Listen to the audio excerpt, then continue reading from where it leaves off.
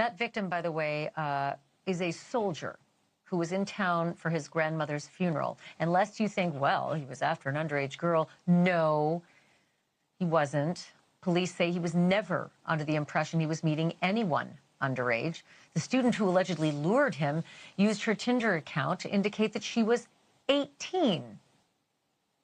She and her cohorts are charged with kidnapping, conspiracy, among other things, and have all pleaded not guilty. I'm joined now by Brad Patrician. He's a reporter for the Worcester Telegram and Gazette. I just cannot believe, Brad, what I just saw. I'm just sick to my stomach. That victim, the 22-year-old soldier, he was cleared pretty quickly. How did the police sort of make all the connections? Yes, so thanks for having me, Ashley. So unlike many of these videos that you've seen, especially with Chris Hansen, obviously the people that were trying to lure this man to campus had not actually told him that the victim was, a child, a 13-year-old or something like that. There is some controversy with the kids. They said that she was 17. However, the age of consent in Massachusetts is 16. So essentially, when the police met with this student who called the police very quickly after this happened, he actually pulled into a church parking lot after you saw in that video. He peeled out, went to a church parking lot down the street, called the police. They came and met with him.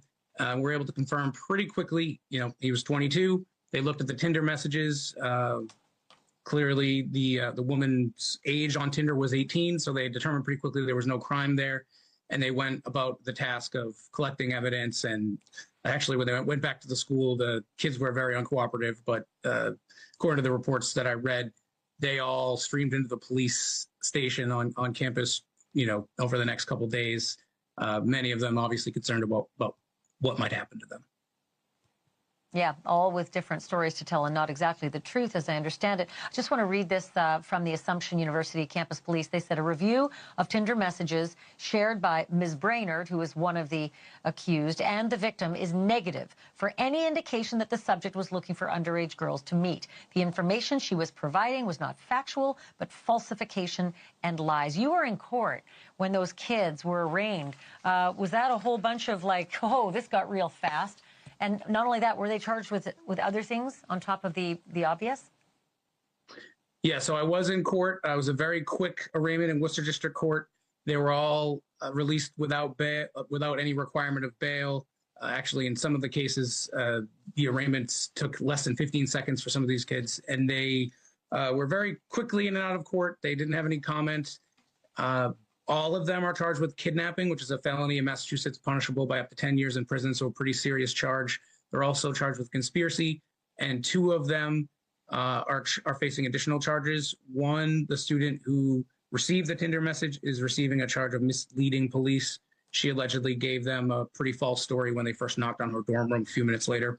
And the second student, you can't see it in that video, but allegedly when the car was pulling away, he's accused of slamming the door on the victim's head before he could get out of there. And this is a soldier, 22 years old, who was in town for his grandmother's funeral and thought he would go on a date. Perfectly legal for a 22-year-old to meet up with an 18-year-old, especially in a public place like campus. Speaking of campus, what's happening with these students? Were they all students for starters? And are they still students now that they're facing these extraordinarily serious charges? So my understanding is they are all students. I don't know whether they still are all students. Unfortunately, the school, citing federal privacy laws, won't talk about any potential discipline, although I have confirmed that there's at least one of the students that's been suspended. And obviously, given the gravity of the charges, would not be surprising if more of them also faced some serious disciplinary action.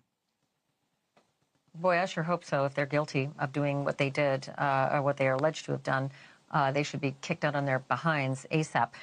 Just one question. I only have 10 seconds left, Brad, but this whole To Catch a Predator trend on TikTok, is this incident going to chill that trend, or is it having any effect on it? Well, obviously, time will tell.